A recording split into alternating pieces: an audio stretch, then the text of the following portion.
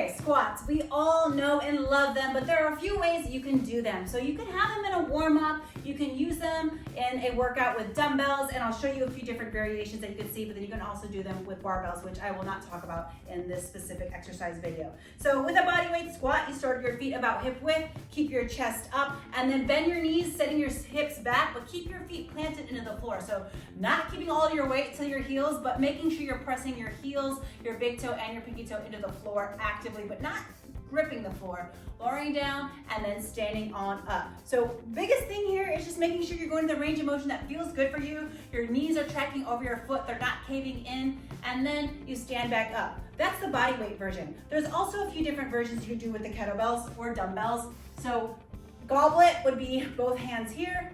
You can also do dumbbells in between your thighs, shoulders here, and then also dumbbells at your side. So in my programs, I usually like to specify if it's dumbbells in between legs, at your side, or goblet, or front rack, which is dumbbells at your shoulders with your elbows hugged in tight. Now, you might see isometric, eccentric. If it's an isometric hold, then you hold at the bottom.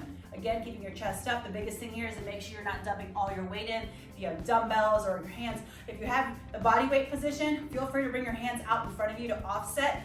But you also have eccentric. If you have a 3 or 5 second eccentric in your programs, you'll start with your feet just about hip width as usual, but you'll lower down for 3 to 5 seconds. And this is where people cheat on me. You can't go too fast. You want to go for that 3 to 5 seconds and then stand on up. So again, do the prescribed exercise in the programs if it says isometric. If it doesn't say anything, it's probably just a regular tempo, or you just go down and up. You can also use a squat as a conditioning move at the end of a workout. If there's a challenge, if it's like 20 seconds on, 10 seconds off, you just go as hard as you can for those 20 seconds.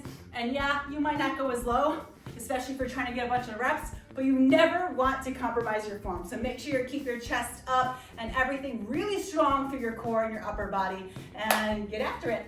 Love me some squats.